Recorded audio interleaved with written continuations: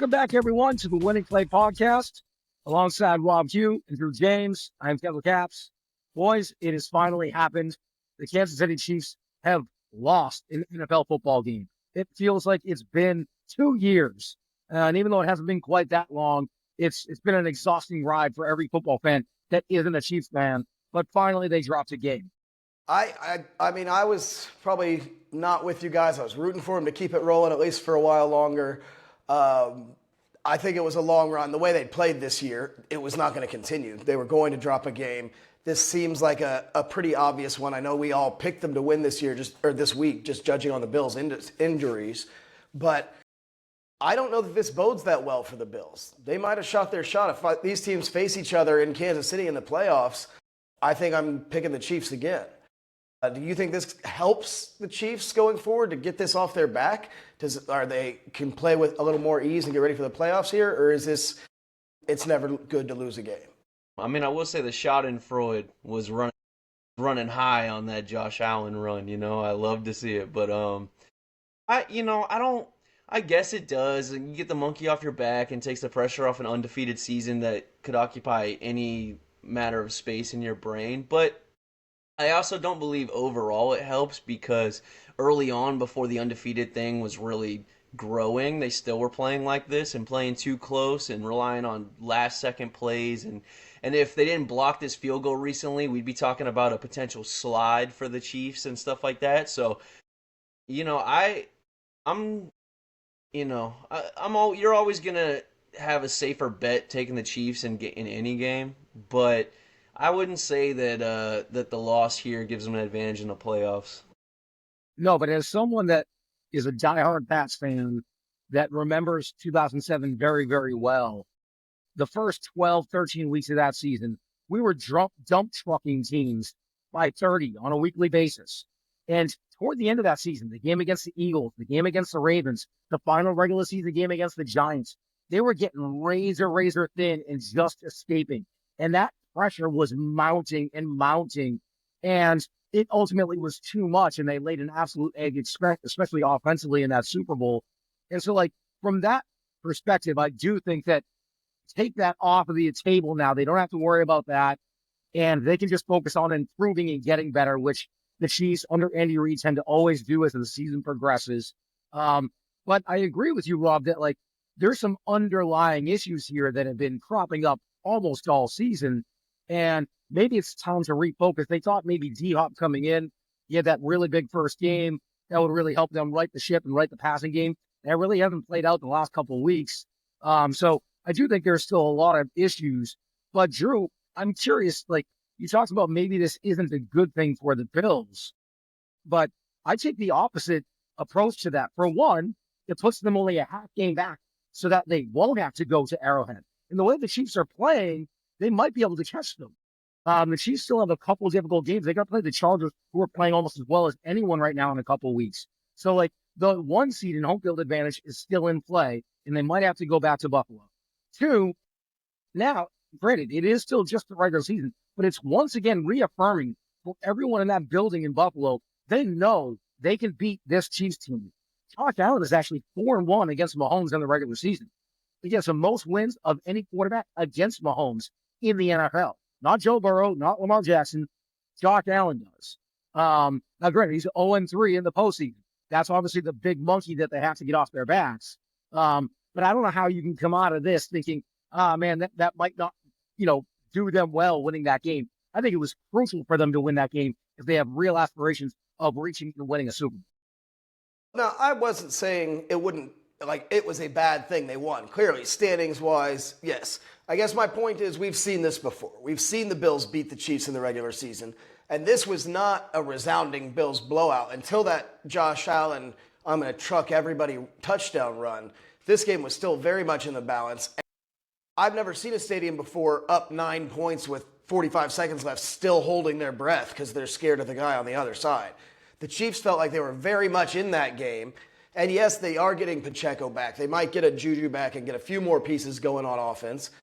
I'm just saying, if they do hold that first round bye and the Bills have to come to Arrowhead, the Chiefs definitely don't feel like they're out of that game. The only statement Of made course. I saw in this game was to be continued in the playoffs. This is halftime of their matchups.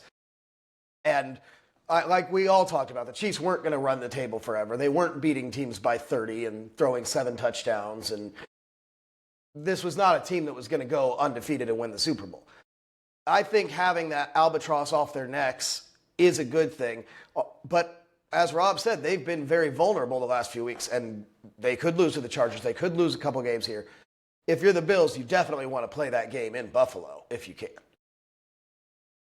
Yeah, I think it'll be really interesting to see how they play in the coming weeks because will we see a more loose team? Were they playing super tight because of this, psychological monkey on their back? We'll have to see. But the thing is, the defense isn't the problem with the Chiefs. The run game isn't the problem with the Chiefs. It's the passing offense.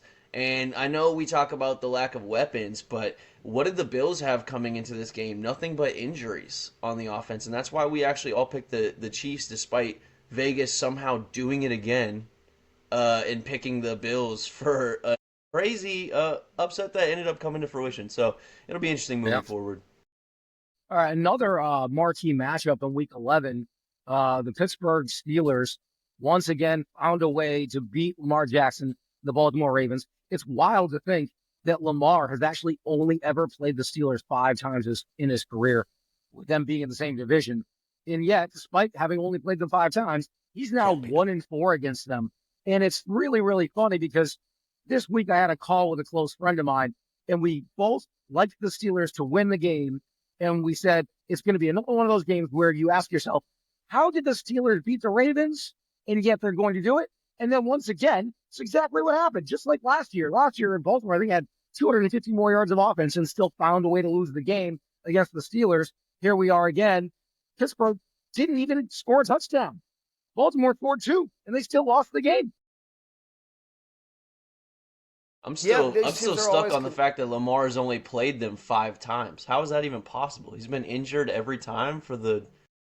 That's pretty much. Wow. Yeah. I didn't even know that. That's a crazy stat. But like you said, he can't beat him. And now this year, I feel like every game we've been saying what you're saying, Kendall, is how did the Steelers find a way to win this game? This could have been way worse. A lot of those field goals they kicked were in the red zone. They turn those into touchdowns. The Ravens are really their defense is not looking solid.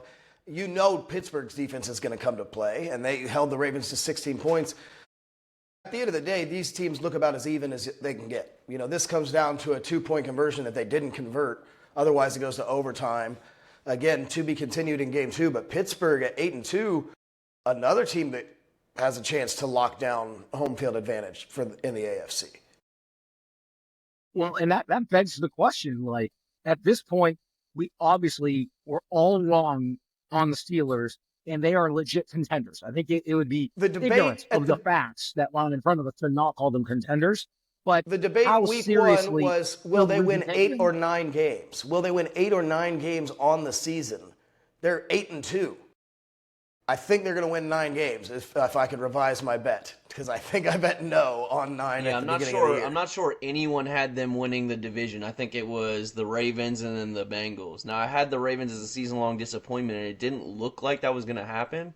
But if they don't win the division after that hot start, I'm gonna go back and say that would be the season-long disappointment based on their expectations. So it is interesting to see how that race is heating up. If the playoffs started today, Baltimore would be playing in Pittsburgh.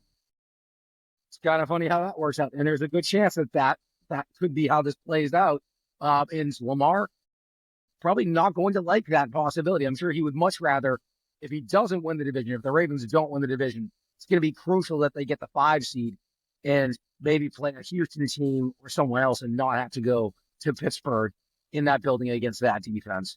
But it should be really interesting to see how the rest of that division plays out. That 5 seed is going to be the most coveted playoff spot because you'll be playing the winner of the AFC South. Yeah. Even though it's not like the Texans are scrubs anymore.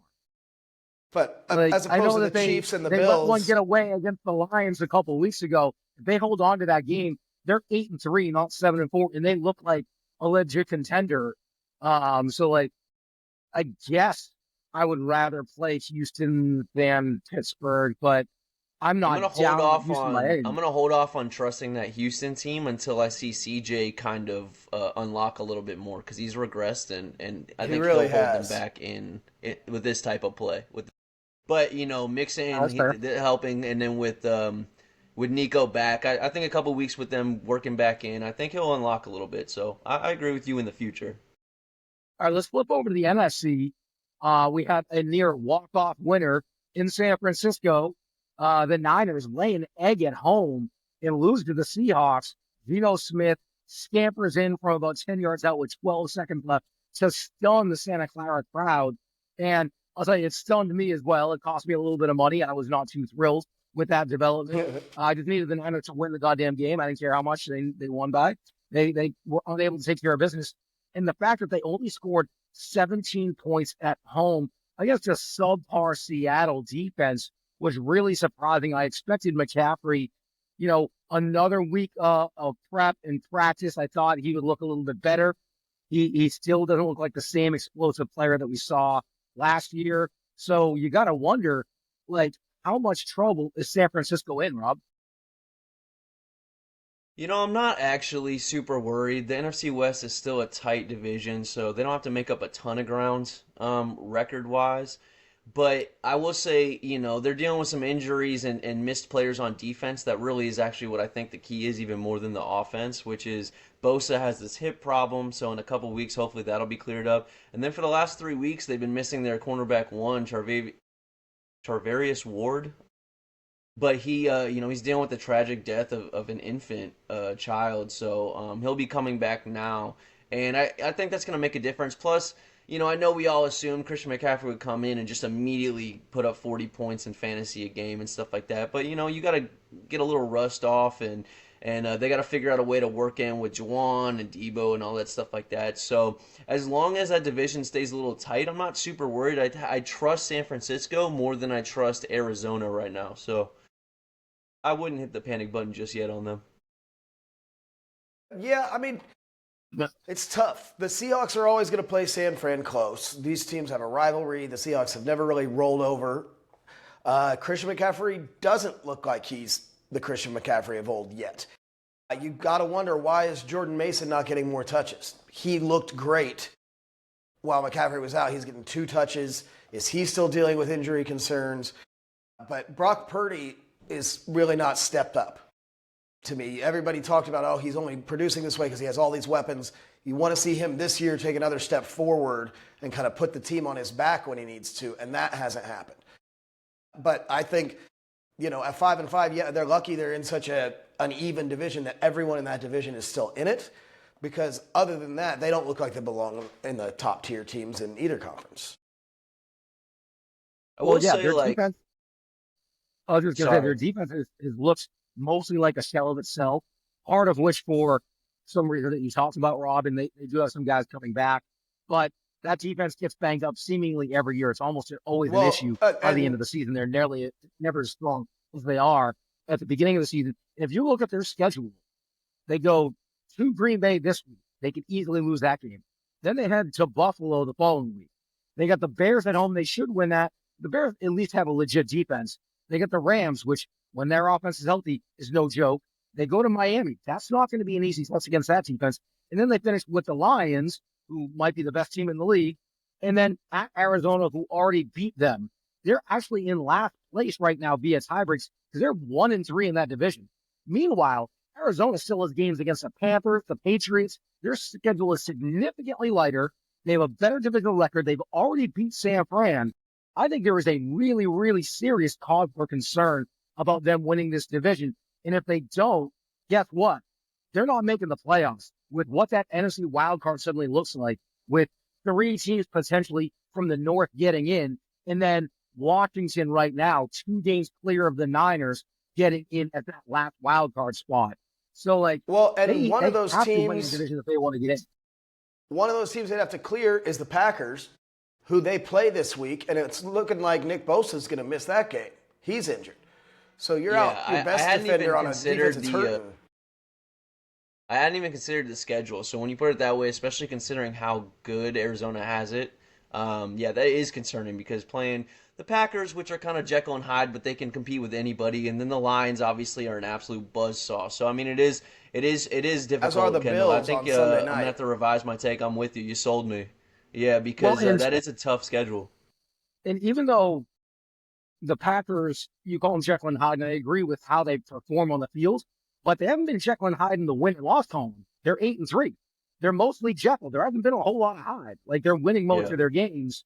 So knowing that's at home too, and San Fran's banged up, like it's a tough road to hoe, I think. And we looking at another Super Bowl hangover? We see it year after year almost, right? The Eagles lost the Super Bowl 2 years ago. Then last year took a backseat to Dallas in the division. Like it's amazing how often we see this, that the team that loses the Super Bowl for whatever reason really struggles to have any form of similar success the following season. Real And quick, it might be we're happening talking again. about San Francisco's downfall, but I just want to give a shout out to the Seahawks and that offense. I was high on them coming into the season, and even though it's been a little bit down for Kenneth Walker, it's great to kind of see both those receivers, DK and JSN, who we'll probably talk about a little bit later, like start to really come into their own. And that passing offense looks great. And then Gino put the S on his chest in a walk off run that was pretty amazing. So just want to give them a shout out real quick. There was one other barn burner over the weekend, Sunday night game, which I think a lot of people might have turned off early. The Chargers were up 27-6 on Cincinnati. But for the Chargers, you should know better. You can't ever turn the game off if they have a lead or trailing. Well, usually if they have a lead, you definitely can't turn it off.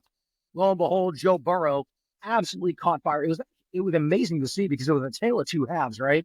Justin Herbert in the first half looked unreal, made every throw, was making it look easy, albeit against a really poor secondary in Cincinnati. And then second half, Joe Burrow flips the script against a really good secondary in Los Angeles and lights them up, brings them all the way back 27 all. And I know a lot of the talk, the Chargers, they get that 29-yard touchdown run from J.K. Dobbins to win the game. And a lot of the talk coming out of that game was, this is a different Charger team because look, that's a game they always lose, and they actually won this one. And normally I would be the one saying that, but I watched them blow that lead and get the ball two more times with chances to win the game, and Burrow two more times to win the game. And Burrow, their kicker just missed kicks. If their kicker doesn't miss a couple of kicks in the fourth quarter, I think it's a very realistic shot that the Bengals do win that game. So even though I'm a huge supporter of Harbaugh and Justin Herbert, and I believe in both of those guys, that was worrisome to see that happen for me. What are your takeaways? I am with, I have never trusted Justin Herbert. I still don't trust Justin Herbert. I think I texted you mid-game and was like, no, still don't trust Justin Herbert. The kid has a cannon for an arm. He still threw for less than 50% completion percentage in this game. Like, he still did not really have a good game. And yeah, they jumped out to a 27-3 lead at halftime or somewhere in that range. And this team still needed a last-second drive to score more than 27 for the first time this season. Their offense does not scare me at all. Their pieces don't scare me. Herbert, horrible fumble in the fourth quarter to put the Bengals back in the game. Like, so many times the Chargers tried to give the Bengals this game, and the Bengals kind of came in like they did this season and didn't care for the first half of it and got way behind and then fought to make it look good and then fell short. It's kind of the tale of how their whole season's about to go. They're going to be a hard out. I don't trust a team with no fans in the Los Angeles Chargers. When you go there and it's mainly Bengals fans, that's never good. I want to see how they fare against the Chiefs, against the Bills, against the Ravens, against the Steelers. There's a lot of teams right now that I don't see the Chargers beating. Kendall, how coincidental do you think the Herbert versus Tua narrative has played into the way that he skews on Herbert? But I'm just jabbing him. But I mean, I actually, for all the How about reasons you guys are all losing when you're legitimate up in talking 28 about in it. the fourth quarter in the playoffs probably had more to do with it.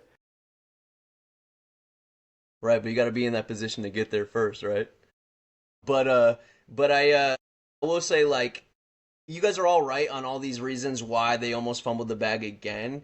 But I'm gonna say this team is different. Sometimes you got to see the ball go in the hoop first, right? So when you win this game that you almost let go and then you do it, you have Harbaugh now, and this is like a culture change. You got to see your team actually win these games that you almost give away anyway, and you persevere and come out on top.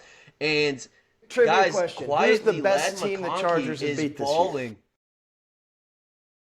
I mean, Who's the Cincinnati best is no team joke, this Chargers? man. I mean, when they're on their They're when they're on their 4-7. when they're on their money, We're talking about a 4-7 team when they're on here. their Like, oh, now that they beat the 4-7 Bengals, and then tied with the Bucks for the closest one-score games, they would have it like an 8-2 record, dude, or like an I would 8-3. say if the best team you've beat this same year is time, 4-7. They beat Denver by a touchdown in Denver. They Okay. beat Denver so by at a the same touchdown time, in Denver. Lad McConkey as a wide receiver and rookie is actually by Lad McConkey normal is looking metrics good, I'll and give you that. advanced metrics is actually having a phenomenal season. He's up there in the metrics with Jamar Chase, Justin Jefferson. The only odd man out on that is Chris Olave. But on some of these high-end rookie wide receivers for this season, in advanced metric wise, separation, Well, I scores. just gotta be clear. When you said he's on par metrics wise with Jamar Chase in his rookie season, you're not talking about catches and yards. You're talking about some other metrics, right? Because he's got like a Well, third of the catches and yards. Well, he has not yet. So the metric on that one in comparison is really more about over 1,000 in the rookie season. But it's only in the last like 5 or 6 years that you've had this grouping, and the only odd man out is Chris Olave, who's kind of steadily had quiet 1,000-yard seasons. But the rest of them are all big, right? But then when you go to advanced metrics, yards per route run, you got separation scores. He's also up there with some of the top guys, and we don't talk about it because at first they weren't really a pass-heavy offense. But it is interesting to see. I think this Chargers team. I'm not sure what their future is for the playoffs, but I do think We'll that get to this team see- is different in the sense of I think this week we'll see that how they're good not they like are these playing the choke Ravens. artists like failures. Well, I think, yeah, I mean, well, if they can beat the Ravens this week, I'll start to say that this team is different. okay, that's fair. That's fair. Yeah, and they're a bad I mean, matchup for the they have a couple. Ravens. They have the Chiefs. They have the Ravens. There's a couple games upcoming against some legit teams. Let's see. They got Baltimore, Atlanta, Kansas City, then Denver later in the season Tampa Bay. for a second time. So, like, they have some legit teams that they're going to have to fight through. But that was a huge game for the wild card positioning in the AFC. It almost, as we talked about last week, you said if the Chargers win this, they're more than likely claiming one of those spots now. And now it's basically Denver and then everyone else for that final spot. Denver looks really, really good. I don't know if anyone's going to catch them for that final spot. But with Cincinnati now losing that game, Miami actually jumps ahead of Cincinnati since Miami's already had their bye. They're at 4-6. The Bengals are 4-7. But either way, they're still two back of Denver. So it's going to be tough for a lot of teams to get there. Indy somehow is actually alive for a wild card spot. They're only a game out. They're 5-6. But Well, it should Anthony be really Richardson looks like Joe Montana all of a sudden. Well, I'm sure glad I scooped him up in fantasy last minute Sunday morning or whatever it was to Rob chagrin. Yeah, Shane Steichen was listening to me. It's amazing what happens when you call the most designed runs besides Jalen Hurts in a game for a guy that's a phenomenal athlete at the QB position. What a crazy concept. Well, and I'm curious, Brilliant. you guys' thoughts. So this week, the Colts, now they're more than likely not going to beat the Lions, but we've seen that secondary in Detroit get torched a number of times, especially early on this season. And knowing his propensity to throw the ball deep, guys like Alec Pierce, who had a really strong connection with Richardson earlier in the year, especially on deep balls, I wouldn't be surprised if Pierce and or Josh Downs don't have really, really solid games this week. I think I it's a actually trap game think for that the Josh Lions. Downs might. It is in a sense, but I think the Josh Downs will probably have a better game because quietly, the Lions' safety play has been some of the best in the league. So these deep shots that go right into these deep safeties that the Lions are going to be playing, Kirby Joseph and Brian Branch, they've really had some incredible play on that back end. So we'll have to see if they can take advantage of it. But guys, Anthony Richardson had some of his lowest yards per attempt in the game, and it really worked out for them. So it'll be an interesting opportunity for him to show out. You've got, All right, guys, I want to. Oh, go ahead. No. Please finish your thought. I was just saying, for the Lions, you're coming off a huge shellacking, and they know it's Thanksgiving week. They're playing at home on Thursday. I think there's a definite chance the Lions kind of clock out on vacation early here and overlook the Colts, and this game's closer than it looks. What a heater the Lions have been on, man. Like 40 plus, 50 plus, 40 plus. I mean, they're just destroying teams. Like, it is just. They are doing to teams what great football teams do, which is absolutely dominate really bad opponents and then find ways to consistently win against good opponents. I mean, they the have all Jaguars do look like they've given up, though. The Jaguars look back at our injured Bucks thrown team. In the white flag. Yeah, I mean, Peterson was supposed to get fired, and he didn't get fired. Like, they're up by 30 in the second half, and they're still going for it on fourth downs. Like, that team is not taking their foot off the gas on anyone.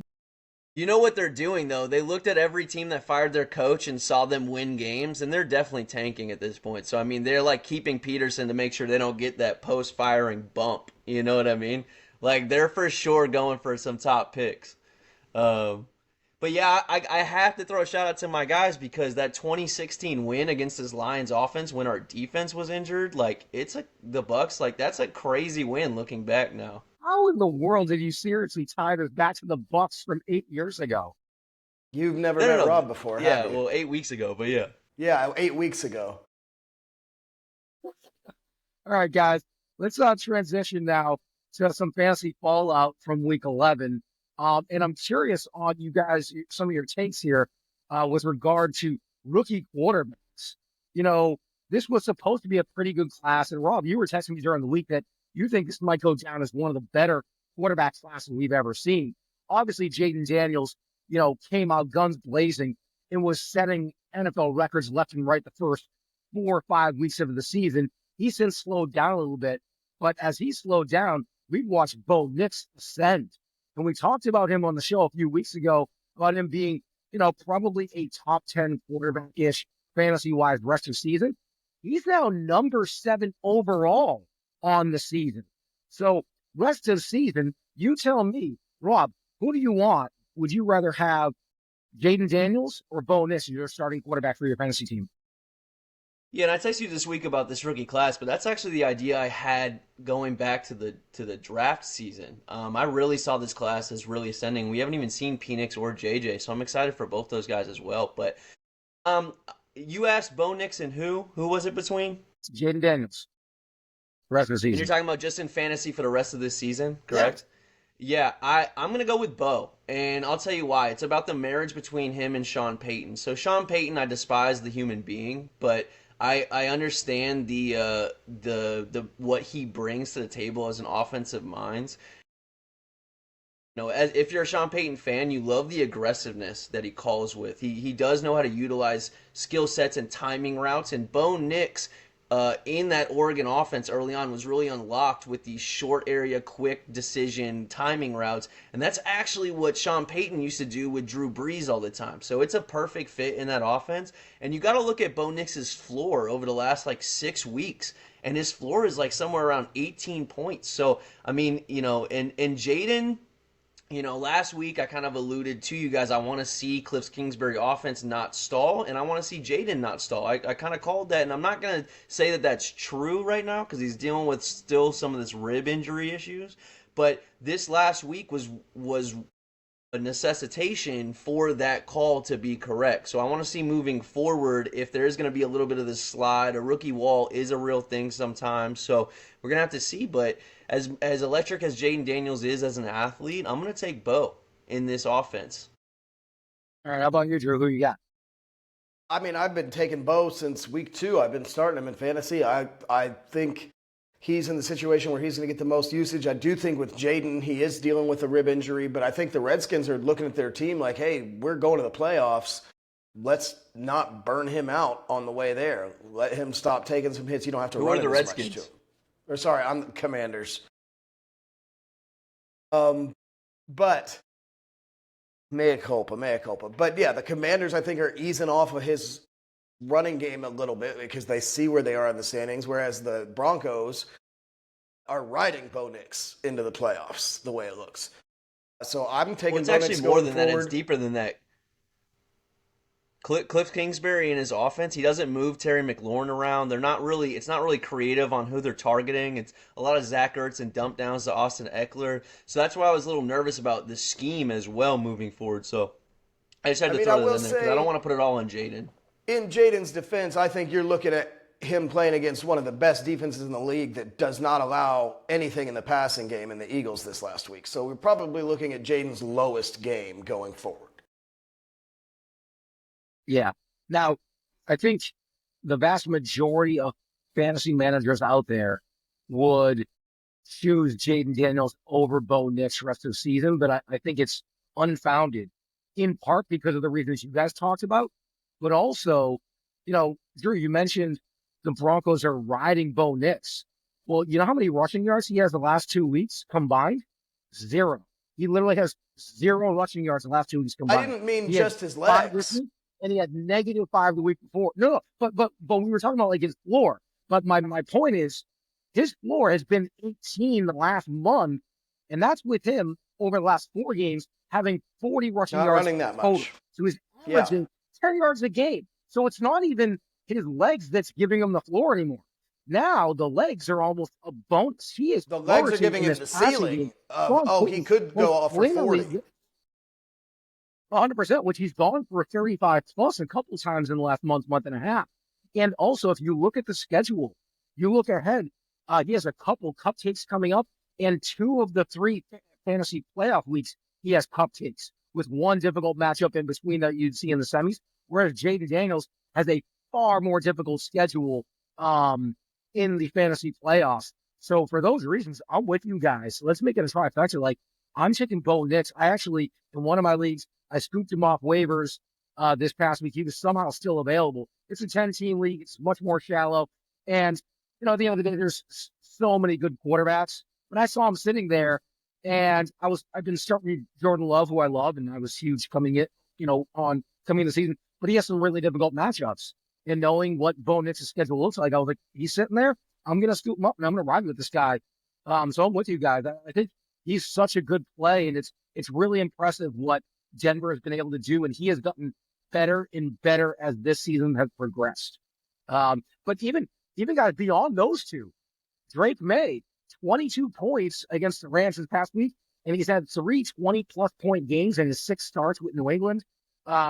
And even Caleb Williams this past week, even though he's not going to be started outside of, super flex leagues currently, but knowing they fired their offensive coordinator, Shane Waldron, and in the first game with a new OC, some new play calling, and his legs get unlocked. 9 rushes for 70 yards against the Packers. Now, granted, he didn't throw any touchdown passes, but that's understandable against that secondary. The Packers have one of the better playmaking secondaries in the league. And the fact that we saw him be that aggressive with his legs and pick up that much yardage, you could look for him. If he continues to roll like this, there might be a spot start potentially if you lose a quarterback. So he's another guy, another rookie guy that's honestly worth keeping your eye on as the season progresses. All right, guys, I'm really curious about your take. I have Derrick Henry, you guys know this, and I've been dump trucking people with him for much of the season. But we've seen him the last couple of weeks slow down, and part of that's been due to matchups. Now he's still scoring a touchdown every game. He has at least one score in every game. If you have him, you're obviously starting him. But there are other guys that, in my estimation, have far higher ceilings rest of season. And even though Henry is currently ranked number 1, slightly ahead of Saquon for the season, guys like Joe Mixon and an A-Chain in Miami, you look at their schedules and their productivity, A-Chain, ever since Tua got back, 28, 26, 15, 25. Like, he's giving you the numbers that you were hoping for when you drafted him. And Joe Mixon, all season long, has been an absolute monster. And with C.J. Stroud, as you talked about, Rob, earlier, like, he's regressed a little bit. They've been leaning even more on that running game, that offensive line, which has struggled to pass protect, but done a great job of opening holes, continues to just open up truck lanes for Mixon. I personally, rest of the season, would rather have Mixon and A-Chain over Derrick Henry. Am I crazy? You're not crazy, because you also have to. I mean, that's a tough bet, But you're not crazy because you also have to consider the fact that they're gonna get that speedster Keaton Mitchell back and work him in too. So early game scripts, they're gonna want to pull him in. Now, if they have the lead in the second half, they're gonna want to pound Henry. But it's interesting because to justify where Henry was getting drafted, if he was getting drafted high, it was going to have to be this touchdown every game, right? Because we knew he wasn't going to get passing work. So it's really interesting that Mixon is just getting incredible usage, and despite missing 3 weeks of full games and barely playing in one, so almost 4 full weeks, he's number 5 in fantasy right now. He's just having an unbelievable streak, and I have both Mixon and Achane, luckily. So for me, it's like so Mixon is like he's a beast, man, and I love watching him. I picked him up in so many years of fantasy, and he just, even though he was never a super high efficiency guy, although he's having that this year, he just seems to have this uncanny physicality where he doesn't slow down, and it's kind of underreported how insane his endurance is throughout games and throughout seasons in general. So I'm with you. And then Achane, they run the whole offense through him instead of it being Tyreek in the deep shots. So it's really interesting watching this kind of unfold this season. Yeah, it's definitely all in the same tier. I'd have Saquon still probably as my number 1 right now. But like you said, Henry scores a touchdown every game, and I do think the game script has held him back. Like this last week, I think their last 3 drives, they even started with a false start, had to throw, started with a holding, had to throw, and then had the best drive of the game going through the air with not much time left. But I do think it was a down week for Henry against one of the best defenses in the league. Joe Mixon looks like a superstar. The only thing you worry about is if he's going to be healthy. But he looks like if he's on your fantasy team, you're winning the league. Achane, like you said, Kendall, you're getting exactly what you picked him for. He's doing 18 to 25 a game. It just took him this long. And there could be bigger games to come. The Dolphins play the Patriots this week. I can see him scoring 3 touchdowns in that game. Or the way the Finns' offense has adjusted this year to not just be relying on deep shots, but is driving the ball down the field. They had, I think, 3 7-minute or longer drives this week. A lot of that is due to Achane. And they're not going to back off of him as the season goes down. To be honest, if you have any of these running backs, you're starting them. If you have all of them, I hope you're not in my league because you're winning.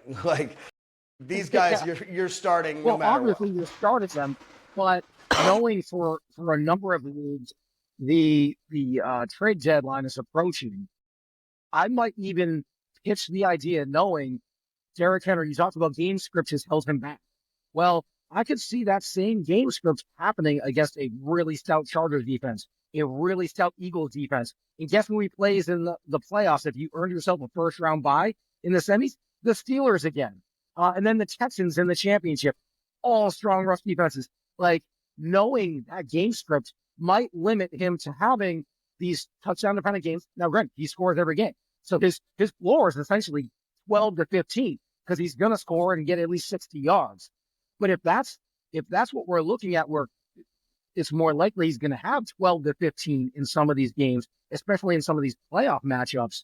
If you have the ability to, let's say, flip Henry for an A-Chain and a receiver, I would do that. And I think a lot of people would still take the Henry side on name alone. Yeah, and 3 of the 4 guys you mentioned, Mixon, Achane, Henry, and CMC. Mixon, Achane, and CMC won't get game scripted out.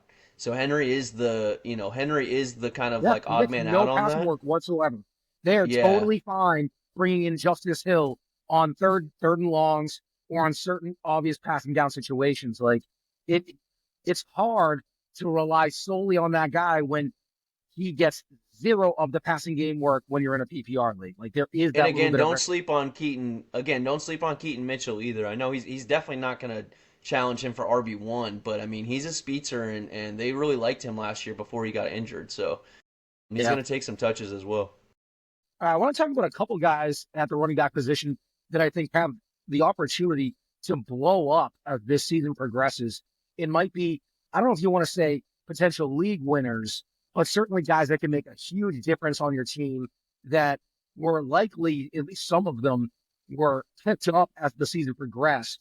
And two, particularly, are Tyrone Tracy Jr. with the Giants and Bucky Irving with the Buccaneers. So I've been pounding that Bucky Irving drum, since training camp, essentially. And Robb, as our big Bucks guy, even though we both agreed that, Rachaad White was never going to go anywhere, especially his relevance in the passing game. But I think we're definitely starting to see more and more evidence that Bucky is the 1A option in that offense and is going to get considerably more carries and red zone carries. And you look at his level of production, man. I mean, it's wild for a guy that I think a lot of people weren't really paying attention to coming into the season, being a rookie. And this guy's gone, 15, 17, 16, 18, 6, 18. Like, it's hard to argue with that kind of consistency with some solid matchups coming up, too. I really love him rest of the season. Yeah, between those two guys, I would absolutely lean Bucky, not just because he's on the Bucks team, but because looking forward at the rest of the season schedule for the Bucks, the game script is going to be way different than what we've experienced the first half. We had the toughest schedule of any team in the NFL the first half of the year, so we had to pass even with the injured players and stuff like that. But I see we're getting Mike Evans back, and I see a lot of earlier leads where they're going to be running the ball more. And Bucky Irving is our best inside runner. So Tyrone Tracy, I love for a dynasty option, but this just isn't the Giants' year this year, and they're going to be playing from behind, and they don't have a good offensive line. So, I mean, he'll get the usage. But isn't that a great offer for a guy who catches a ton of passes? No, absolutely. So, I mean, he'll get the usage. In fantasy, usage is king. So, he'll get the volume, but I think Bucky Irving's situation is much better so that, we're always looking for touchdown opportunities. And even though the Bucks love Rachaad White in the red zone, especially if it's further out from the 3-yard line, they love him in that red zone play. Bucky is going to be a smash. I'm with you on it. He's only going to go up just based on the situation alone, besides the talent. Drew, are there any other backs that you think are being undervalued or that can make a big difference come playoff time? I definitely think Tyrone Tracy is one to watch. You talked about his passing volume, but his last 3 games, he's had 20 carries, 16 carries, and 18 carries. 2 of them, he's cracked 100 yards on the ground. That is on a bad team with a bad offense. Now, his catches haven't been as good the last few weeks, but he's putting up 17 to 20 a game. James Conner looks like he's kind of back on track in Arizona. He's still a little bit of a touchdown-dependent RB2 at the moment, but he's scoring touchdowns. So when that happens, you're getting your 15 to 20 points there. I think Tank Bixby in Jacksonville, I know he was out this week, but watching Etienne Jr. again be able to do nothing at all and just look like he's kind of over the hill, I think you're going to see Tank Bixby come in and be putting up 15 points a game in the fantasy playoffs, even on a bad Jacksonville team. Really? And that could be that's huge. That's a shot. I want to hold on to that. They're going to be down by 30 in the so. first quarter every week, and he doesn't catch any passes. I don't know how he's going to have. No, he runs the ball, but even they lost 52-6 this week, and they still found a way to get Etienne 17 touches that he did absolutely nothing with, and most of them, I think, 15 rushes. I think they're going to go ahead and lead anyone into against the year? Exactly. No, because you can't, because they get up 40 points in the first half. You so can't I run think against them. This is the worst week for the Jaguars, but Etienne does not look like the guy. And if you're going into the end of the season, why would you lean on your high-priced guy that you maybe need to move on from and trade? I think Tank Bixby is going to get a lot of garbage time work for this team.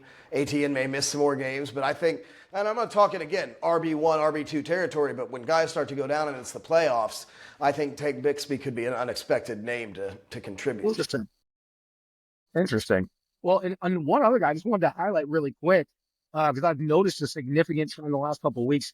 Josh Jacobs with the Packers. The first 6 weeks of the season, he was getting steady work, but he wasn't very productive with it. In Green Bay, and Jordan Love was slinging the ball all around the yard with all the depth they have in talent at wide receiver. But since he came back from his second injury, Jacobs' touches are going up, his snap share is going up, and he's been far more productive. And I don't know if that defense is now trying to play 2 deep cover shells and trying to eliminate anything over the top, and then that's opening things up for him underneath. but he's looked like a different guy the last few weeks. And knowing that's coinciding with him also getting extra work, that's one guy that I think his arrow is pointed straight up at this point in the season. And especially is when you play for Green Bay, in December the weather's going to get rough. It's going to be harder to throw the football around the yard, and you're going to lean on your running game. So that's And one guy that I really, who really wants like. to tackle Josh Jacobs in the snow when it's 2 degrees out? Yeah, I'm with you. And he's had 20 or more in 3 of the last 4 games, but that is a guy in December in Green Bay I do not want to put my shoulder down and tackle. And I think he might have a couple monster games if he had in some big runs there. I'm 100% with you guys on this, but I will say I want to call a little shot real quick, which is for fantasy football specifically. I see Josh Jacobs for these next couple weeks doing absolutely what we're all talking about right now. But if I'm an owner and I'm making the playoffs and I'm looking at the semifinals and the championship game in about a month and then 5 weeks from now, I'm worried because Marshawn Lloyd, who's a guy they really, really love, is going to be coming back. He just had this really unfortunate, he was going to be coming back and then had his appendix burst. So in a month from now, he'll be coming back and working in. And LaFleur loves to split these backfields. He hasn't had the opportunity too much with Josh Jacobs. But I want to call a little shot here where I think Josh Jacobs could potentially be this guy you think is going to take you through. And then that semifinals and finals when Marshawn Lloyd comes back and they want to work him in, it might be a little bit of a disappointment with some touches taken away. So I do want to throw that out there as a potential little end of year disappointment happening. Certainly Sweating Marshawn. I'm like not sweating. I'm not worried about Marshawn Lloyd or Keaton Mitchell. I think these are teams that are going to be running their backs in the playoffs. All right. Well, from guys that we feel like for mostly ascending, I want to transition to a guy that has been really deflating for the most part, as has his team, as we referenced earlier in the show. That's Debo Samuel. He had 1 catch for negative yardage, I think it was, in their loss to the Seahawks on just a couple of targets. Doesn't seem, totally checked into the game, so to speak. And that's coming on the heels of the game when he attacks his long snapper and things aren't going so well. Let's say they lose to Green Bay this week in Green Bay, which is very, very possible, and things start to really go south. I could absolutely see a world where Debo, similar to what we talked about with CD, like maybe something crops up and suddenly, plus knowing how injury prone he is as well. If I'm a Debo owner, I'm very seriously concerned. We have now seen 2 straight weeks where Jawan Jennings led the team in targets, snap share, and catches, yards, everything across the board, and it wasn't even close. It looks great doing it. It really does. And I'm glad, I'm right with some things, I'm wrong with some things. But this one I called many, many weeks ago here on the show. I said when Ayuk went down, he is going to become Ayuk. And he's not only becoming Ayuk, he might be a little bit more explosive than Ayuk. And because Ayuk has always been like that field stretcher, he's going to catch a lot of 20-yard ins. Maybe he breaks a tackle, maybe he doesn't.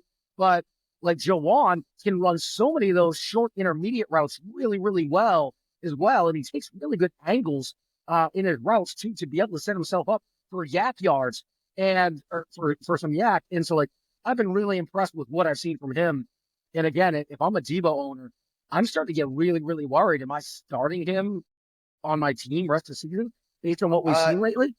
If you're starting him, you're in trouble. He's only had 1 game this year with 20 points, and that was when he had a 76-yard touchdown catch against the Seahawks. That's the only time he's cracked 20. He's kind of in the 5 to 12 range. So if you're starting him in a wide receiver spot, you're scared right now. And yeah, he's only scored 1 touchdown this year. That could regress back. He might get a couple more. He does have a nice couple playoff matchups against the Bears and the Rams in the fantasy playoffs. But I'm definitely starting Jawan Jennings over him. But really, he's a flex play at best for me right now.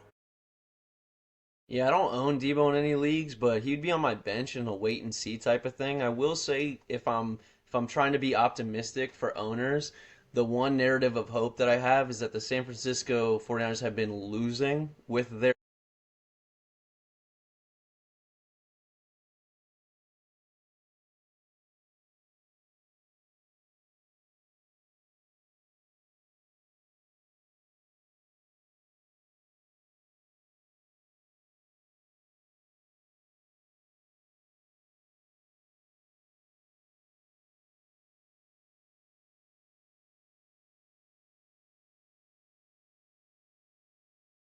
percentages.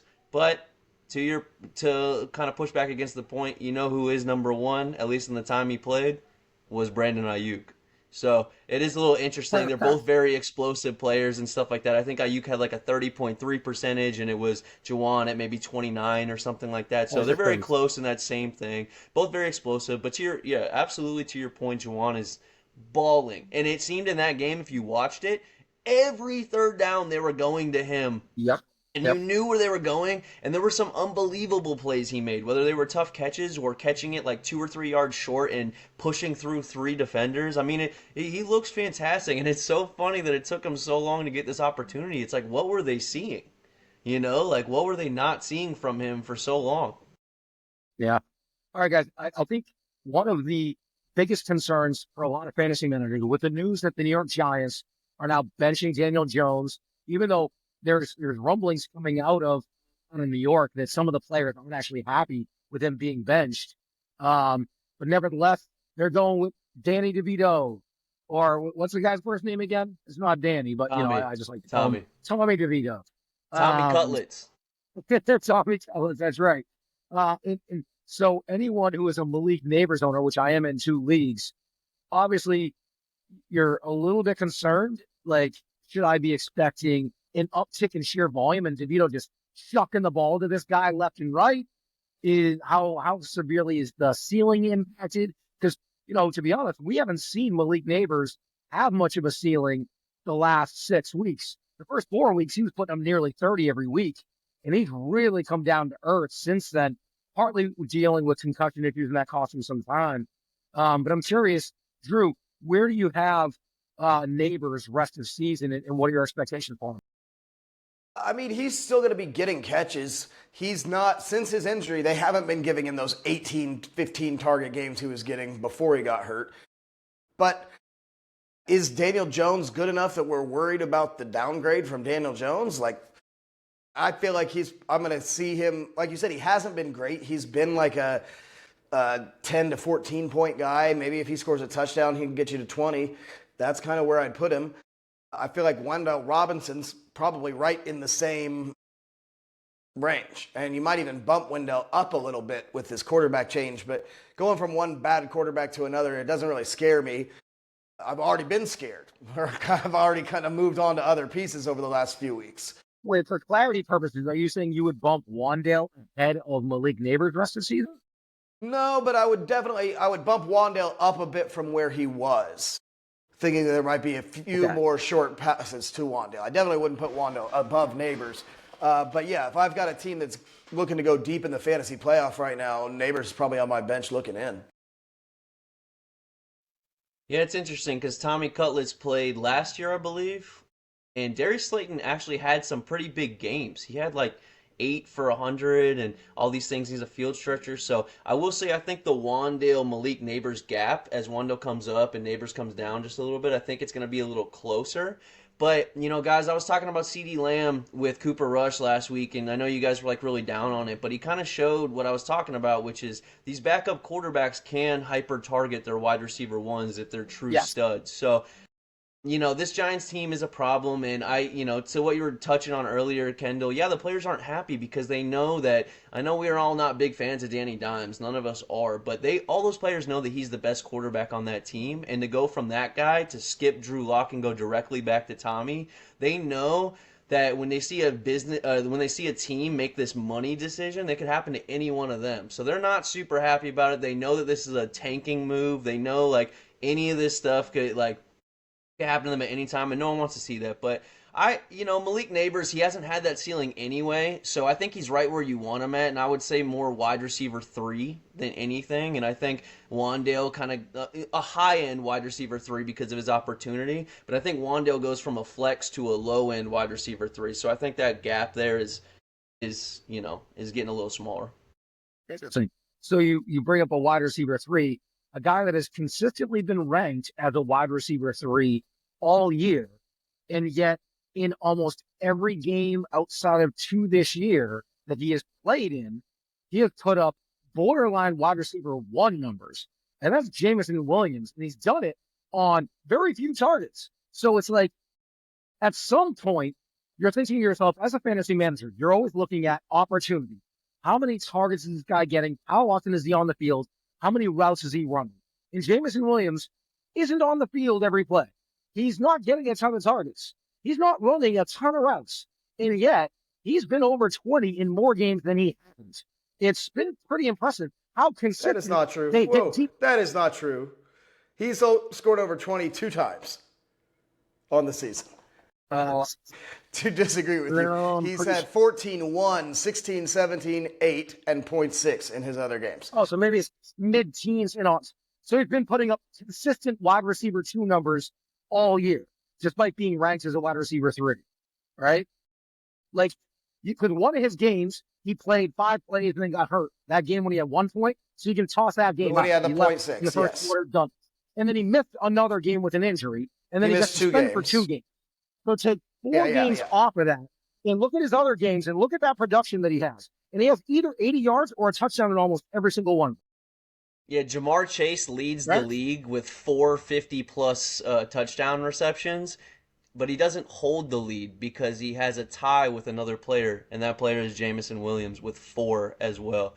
On far more limited targets, he hasn't been healthy in a lot of these games, or he was suspended? What was it? He was getting some legal problems. Yeah. So it just speaks to his true boomer bust. Right, yeah.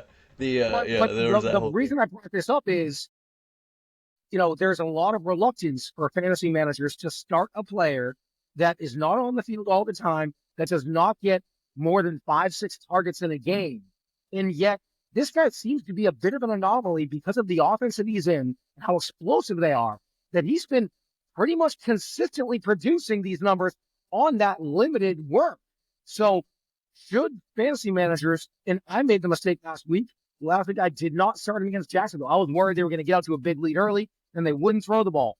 Little did I factor in, well, part of them getting a big lead early is getting a 7-yard bomb to him. And they do that consistently almost every game he plays in. So, should fantasy managers at some point, do we have to ask ourselves, I know he's getting limited opportunity, but when he's consistently producing almost every week, I feel like he's got to be ranked higher than that wide receiver 3 line where he's been all season, no? I think sell on Jameson Williams. Yes, he's got 4 long touchdowns in 7 games. That is something we've seen not continue very often in his. Now, he could be that Deshaun Jackson type player where that's all he's going to do. But, yeah, I can't trust a guy who needs an 80-yard reception to be fantasy relevant. Well, it just depends on your roster construction, because in this case, if you have wide receivers and if your overall starting lineup is pretty consistent and safer floors, he is a guy that is a great wide receiver 3 or flex play to get you over the top. So you can go from 150 points in there to all of a sudden getting 165, 170, put you over the top. But if you have a couple guys that are more boom or bust, I would be really nervous about. I know you guys don't see it this way. I'd be nervous about playing if my wide receiver 1 is Jamar Chase, where he goes from these 45-point games, but then sometimes he can have 12 or 13 even as a wide receiver 1. I'd be nervous about doing this with some of these couple boom or bust guys. You only want one of those type of guys in your starting lineup, So I mean, I'm with Drew a little bit on the sell. You only have a couple days to do that, but he's a guy that is just tough to start because yes, he is on the perfect situation for his type of play with this Lions buzzsaw offense, but I'm sweating it every week if he's in my lineup. I will say, guys, you're talking about and then there. At the end of the day, you're like, man, I'm glad I started him. At the end of the last day. The next day, he doesn't score a touchdown, he might score 6. But I'll tell you what, I'm starting him over Debo Samuel, who's right in that range. But he's a guy that's in that wide receiver 2-3 range that you're talking about. I'm definitely starting him over Debo. I'm not starting him over Zay Flowers, though. I'm not starting him over T. Higgins. I'm not starting him over Terry McLaurin. But yeah, if I've got Debo, I'm moving him up. All right, then let me throw a few names. You guys tell me who you have above or below. Do you have Jameson above or below Jacoby Myers?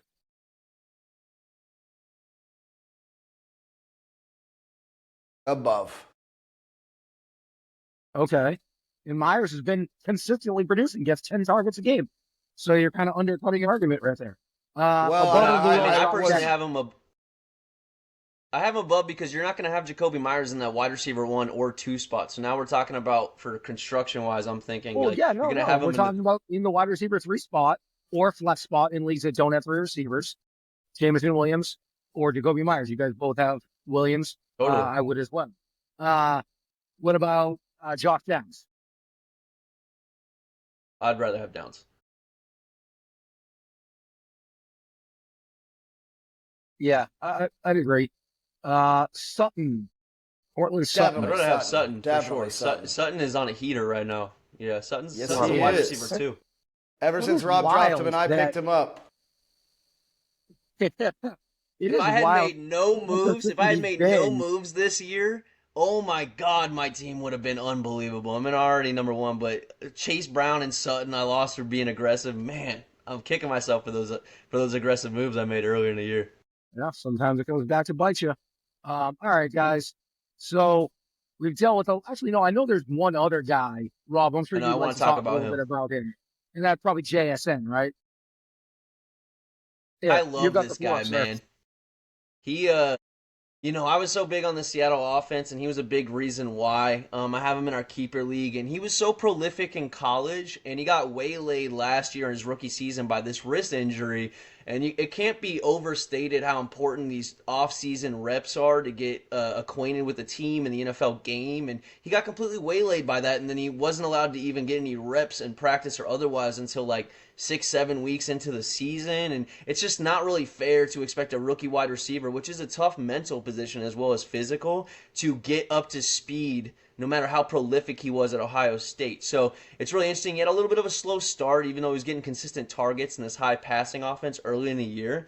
But I think that the last 3 weeks or month is him having this opportunity with DK coming out and then blowing away this audition. And I see them going to him more. And I really think he's entering true wide receiver 2 opportunities, and we've seen offenses be able to support 2 top 15 to top 20 wide receivers. Yeah, of And course. he's number 9 right now in fantasy. Now that's I'm never a big fan of those overall season rankings because you have one huge blow up game and it kind of distorts things a little bit. And he does have that 40-point game when DK was out, but that's the type of thing where the opportunity came and he blew it away, and now you're going to start to see his confidence and rapport with Geno. So I'm really excited about him moving forward throughout the fantasy playoffs. Well, and to your point, I was impressed with, DK finally came back this week, and on that game-winning drive, it was JSN where it was his first read almost every play, and I think that's twofold as to why we're seeing that. One, no one's going to argue that JSN is a better receiver right now than DK Metcalf. Like that's just blasphemy, right? DK is an animal freak athlete, right? There's not many guys that we've really seen that can do some of the things that he can do, but because he is that guy, he's going to draw a lot of coverage his way, and that's going to open up a lot of things for some of these slants and underneath curls and small routes. And he's shifty enough that he can turn some of those 7-yard curls into 17-yard gains, and all of a sudden that's 2.7 points. You do that a few times. So I'm with you. I think rest of the season, I really like JSN ascending into that borderline wide receiver 2 number. I'm with you, man. And guys, he wasn't in some small conference in college. He was at Ohio State, and the dude had like 18 touchdowns and like 1,500. He was a beast. So this guy has the potential to be a true wide receiver in this league. He just has, he's had a little bit of a slow start, and the one issue with it is that Geno still is not throwing a lot of touchdowns. So I mean, if there was a little bit of a higher touchdown potential for these weapons, we would be looking at him as high wide receiver 2 upside for him in general before even this last heater streak. So I'm excited for their offense in general, and I think he's a big part of it. All right, gentlemen, it's time we transition, take a look at some of the lines for Week 12 in the NFL. Last week there were a number of marquee games, and it was hard to really pare down which games we wanted to dive into and pick against the spread. This week, the slate isn't nearly as enthralling or intriguing. There were really only a handful of games or less than that I felt, stand out. First and foremost, obviously, we got to talk about San Francisco going into Green Bay. The Packers are favored by 2.5. Obviously, the Niners need this game a little bit more than Green Bay does. But Green Bay still has aspirations of winning the division. They're only 2 back in their division, 1.5 back technically. And so I'm curious, where do you guys think the smart money is with this particular game? Rob, take us off. I think the smart money, because Bosa is going to be out, and that's such a huge foundational piece for what the Niners want to do on defense. I think the smart money is on the Packers, but I'm actually going to pick the Niners with the Vegas upset here at -2.5. I think that they actually win the game. I just think, even despite injuries otherwise, they are getting their cornerback one back, and I think this is going to be the game that Christian McCaffrey breaks out a little bit. Now, Drew, I'm playing against you in fantasy, so unfortunately with my take, that means that you're going to be putting up points with Christian McCaffrey. But I actually see 49ers here with the upset, despite, I will say, the smart money being on Packers to win by at least 3. Yeah, I'm going to Sounds take like the someone Packers hedging here. their bet. He does. No, I just I'm want gonna to. take No, that. I mean, I'm taking my shot. Like, I'm calling the Niners for the upset. But I will say, I'm not putting money on this game. But if I was putting money on the game, the smart money, the odds are in the Packers' favor. Well, the odds are in the Packers' favor, and I am going to take the Packers and the 3 or the 2.5. I don't think you need You're to worry giving about to it. Yeah, I'm taking the Packers and giving the 2.5. I think you don't need to talk about motivation when it comes to Packers versus 49ers. These teams hate each other. This is an ancient rivalry. I think the 49ers are suffering from losing the Super Bowl twice hangover. I think this team is just emotionally beat. They need a reset. And I think the Packers, the last couple of years, have really turned, or especially last season, turned it on at the end of the year, going into the playoffs. I'm hoping they do it this year, although not this week on Thanksgiving against the Dolphins, but we'll get there in our next episode. But I do think the Packers take out the Niners pretty handily this week. So it's interesting. You guys both brought up some really good points. And initially, when I looked at this line, I liked the Packers at home. Stafford, I agree. They're not close to the same team. They're dealing with so many different distractions and injuries, and there's a lot there. But then I think back, all right, this Packers team, this defense has been really, really good all year. There's one unit that has struggled considerably, and that's their rush defense. You can run the football on them pretty easily. Even Chicago, as much as they struggled in the red zone, ran the football decently well. And McCaffrey is going to look to get going in this game. And then I also look at, well, the Packers just blocked a field goal to win a game. It's basically a walk-off win when you do something like that, right? And who did that the week before? The Chiefs. They won because they blocked a field goal, a gimme field goal they should have lost. What happened in the next week? They lost. So I think the Packers are going to feel really, really good about themselves. They're coming off a win that they probably shouldn't have had against a subpar opponent, albeit it's a division rival. San Francisco needs this game desperately. McCaffrey against that rush defense.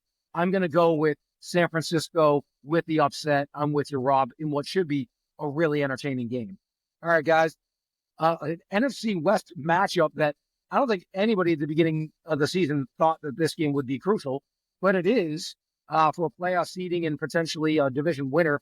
Arizona coming off their bye, heads to Seattle, which is always a tough place to play.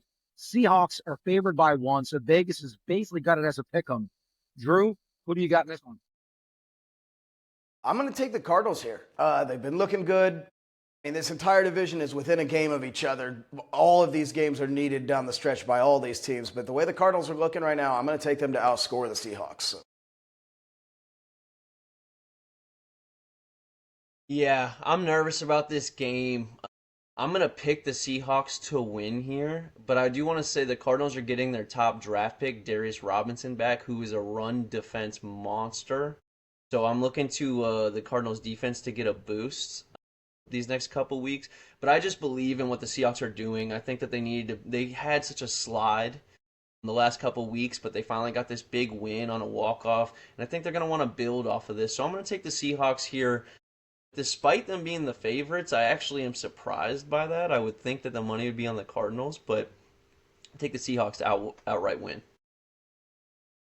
I I mean, you touched on the slide being 5 on 6 or 5 straight. Like this team, they started 3-0, had a 2-game division lead, and still weren't the favorites to win that division in Vegas. There's a reason for that. They're not very good. The teams they beat to start the season are the worst teams in the NFL. Then they played some real teams, and they lost to all of them. And yes, they showed up. They showed out against a Niners team on the road. They were the ones coming off the bye. Now it's Arizona coming off the bye, and Arizona is playing as well as anyone, you could argue, in the NFL this side of Detroit. Oh, Detroit's in another stratosphere right now. But outside of Detroit, you could argue Arizona's playing as well as anyone in the league. Coming off a bye, their offense is coming into its own. Tyler looks like he's locked in. So I'm going to go with Arizona on the road in what Vegas has as a very slight upset. All right. On one of the primetime games, and we touched on it a little bit earlier, the Baltimore Ravens coming off that tough loss to the Steelers.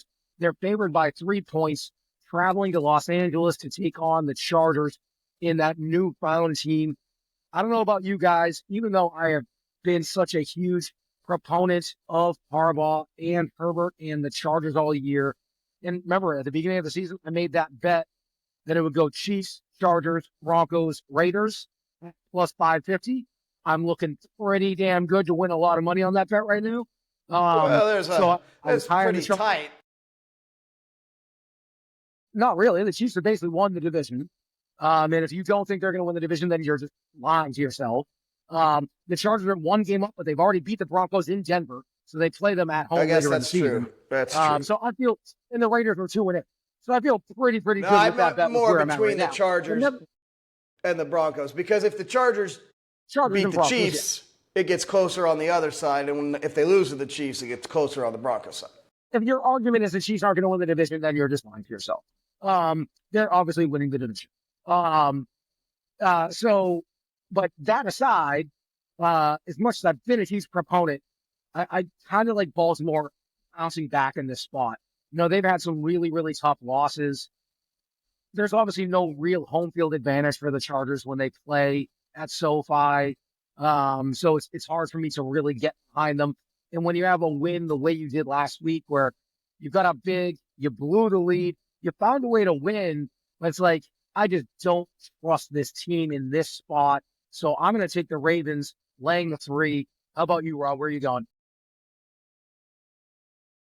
I think you're probably right, but I don't care. I want to ride with the Harbaugh brother I like more, and I like this Chargers team, and I know that the Ravens piss poor secondary kind of stymied Russ in Pittsburgh after we all kind of thought he would have a good game. But I like what the Chargers are doing in this pass offense. I'm looking for touchdowns for both Ladd and Quentin Johnston. So I'm going to take the Chargers to outright win. And as much as I'd like to think the Ravens, as much as I like to think that the Ravens are going to have a bounce back, I'm going to say it's a little slide for them. I called the Atlanta slide, and I'm going to call this one a little slide as well against a really the best defense in the NFL right now. So I'm going to take the Chargers to outright win here, and I'm looking for Herbie to put up some pretty good numbers. Yeah, I'm going to take the Ravens here. Again, we haven't seen the Chargers beat anybody north of 500, except the Broncos. Yeah, I think the Ravens are the more complete team coming off losing at the last second. And the Chargers are a team I don't think is as good coming off winning at the last second. So I think the Ravens will get right here in Los Angeles, but I think this is probably a playoff rematch down the line. Yeah, there's a really good chance of that. All right, let's do a run through, make our picks on the rest of the games. Just taking winners. We'll keep it short and sweet. We'll start Thursday night.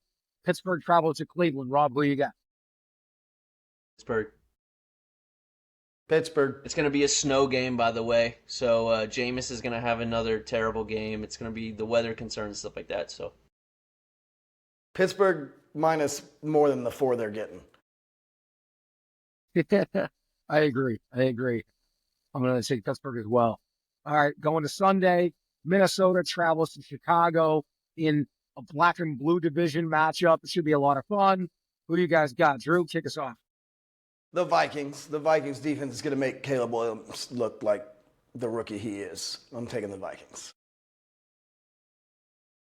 Minnesota, but I actually think Caleb's going to show some promise. I think Shane Waldron was a huge hindrance to that offense, so I actually think that him against that pass defense, which isn't very good in Minnesota, I think he's going to show some promise, but I got Minnesota winning. Yeah, on the money line, I'll take the Vikings, but I'll take the 3.5 with the Bears if I was a betting man, because I think those matchups tend to be really close. The Lions coming off dropping 50 on Jacksonville, head to Indianapolis. Drew, I know you referenced this being a trap game earlier. Is it a trap game enough that you're going to take the Colts to win outright? No. I'm not crazy, but I will take the Colts with the 7.5 points they're getting right now. I think the Colts keep it closer, but yeah, no, I'm taking the Lions. I'm taking the Lions and I'm laying the points. I know we're not talking about the points really, but I'm laying the points here. I think they win by at least 10. Yeah, I think you got to take the Lions at the very least on the money line. But that spread, that hook does scare me a little bit. All right, New England and Miami. Down in Miami, which we know historically hasn't been a good place for New England at this time of year. Drew, you are frothing at the mouth at another Dolphins win. Yeah, I think the Dolphins defense looks too good for Drake May and the no-name Patriots offense to handle right now. And the Dolphins offense is quietly, like I said, driving down the field, kicking back up into gear, scoring over 30 points again. I think that continues. I think this one's not going to be close. Yeah, I got the Dolphins, man. Man, I just wish Drake May had some real receivers because I love watching that kid play, and he would be so good. We'll get some receivers eventually. We just don't Yeah, have any. You guys have you got to realize the Dolphins. Patriots have a great track record of drafting good receivers, so they'll get there. Well, Belichick's not there to draft Tyquan Thorntons anymore. And I who are your know you want receivers T. now, Higgins 3 years there. later? T. Higgins could come there, so I mean that's a pretty obvious get for them. But you just got to worry about his injury history. But man, he'd be great in that uniform. The confidence of a Patriots fan saying we'll get a receiver is pretty funny. Maybe it's to a free agency, not to the draft. We've probably already lost once. All right. The Bucs face the Giants. Tampa going on the road and coming off a bye. Rob, pretty sure I know where you're going. You're taking the Bucs? Yeah, we got Mike Evans back. And they're starting Tommy Cutlets. So, I mean, I don't think it's that big of a stretch to say the Bucs win. What's the money line? Or the spread, you mean? The spread. Yeah, the spread, sorry. Well, it's favored by 6. Yeah, I'm taking the Bucs as well. Drew, I'm getting the Bucs. Okay, yeah, that's right. That's Cowboys, Commanders. I'm guessing we're all taking the Commanders. Cowboys are clearly just throwing in the towel, right? Yep. Yeah, get right game for Jaden. Yep, definitely should be. Chiefs, Panthers. Again, not a whole lot to talk about there. Anyone betting on the Panthers on the money line, man, they're just hoping and praying. So no need for us to talk about that one. Maybe this next one of you guys might like in that set. Tennessee is going to Houston. Texas favored by 8. Anybody like Tennessee? Not me.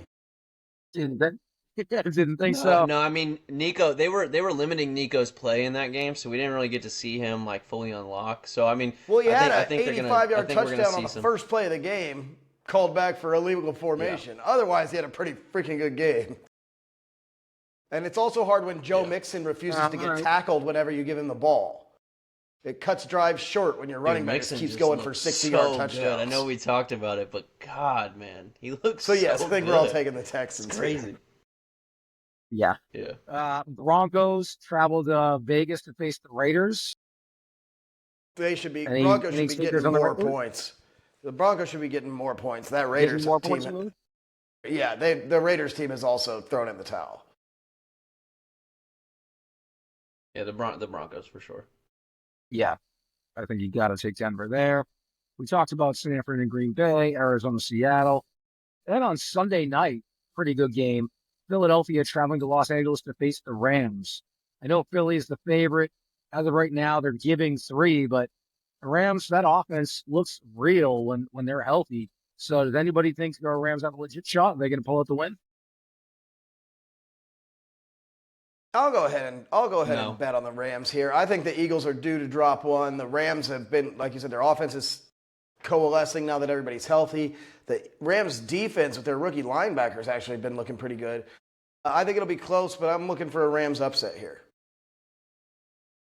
I think the Eagles secondary has just been absolutely phenomenal of late, and their rookie DBs are just absolutely on fire since they went to nickel and put Cooper DeJean in there along with Quinion, who's just been shut down corner. I think the thing about Sean McVay is he moves his guys all around, so he's not going to allow you to like shadow your guys everywhere. And the other day, by the way, I know this is a short pick, but I have to say I was watching that game. He had Puka do a pre-snap motion and then start his route between the tackle and guard on a play. He had Like him. he ran between the tackle and the guard. He had the pre-snap motion where he's running like a reverse and then cut up field between a tackle and guard to start his play. And it was a true, it went to Puka. So it was a true schemed open. And it was, wow. I had never seen that before. The linebacker and the nickel corner had no idea what to do with it. It was incredible. I was like, this guy is ridiculous. So I mean, there's always hope with Sean McVay, but I'm just gonna bet on the Eagles secondary, and I think they're passing. I think Saquon is just gonna be too much for that Rams defense. That is spunky, but not great. Well, and the Rams defense has gotten better and better years gone along. Jared Verse is borderline a shoo-in for defensive rookie of the year. That guy has been unbelievable all year. So good. Their secondary is getting better and better. So I do think that they'll be in this game. But one of my best friends, he is a diehard Rams fan, and even he told me it's a bad matchup for us. Don't take us. So I'm just going to lean on him, and I'm going to take the Eagles. Even though I agree with you, Drew, the Eagles are due for a dud. I'm just guessing it's not this week, so I'm going to take Philadelphia. All right, and now, lastly, we're going to pivot to Kendall's Corner. Last week, we got screwed by the Chiefs at the gun. Well, I shouldn't say so much at the gun, but for the first time in 3 years, they lost by more than one score. If they had just lost by anything less than one score, they lost by 9. They needed them to lose by 8, and we would have hit our teaser. And they lost by 9. Okay, shoot. Well, guess what? I'm back at it again this week. 14 money line parlay. Washington against Dallas. Kansas City against Carolina. Houston against Tennessee. Tampa against the Giants. All 4 of those teams are winning this week. Put them together, you get plus 130. That's far better than picking any game against the spread when you don't really know what's going to happen. That's how you want to make some money. So for Drew James and Robb Hue, I'm Kendall Capps. Go make some winning plays.